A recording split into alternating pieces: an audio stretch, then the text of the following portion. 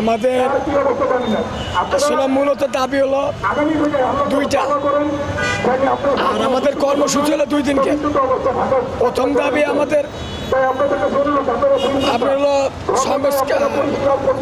জুলাই সনদ দিতে হবে এবং জুলাই ঘোষণা।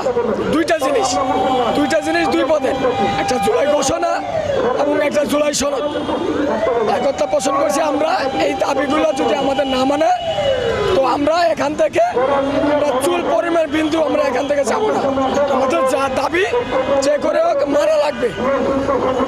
সরকারের প্রধানের কাছে আমাদের আগে তো অনুরোধ যে আমাদের 2টা দাবি যেন আমাদের মানে না মানলে আমরা এখান থেকে আমরা চুল পরিমাণ বিন্দু আমরা এই মাঠ থেকে যাব না। ঠিক, এটাই আমাদের কথা। এখন সরকার আপনাদের এই দাবিটা কি মেনে নেওয়ার মতো কোনো আশ্বাস কি?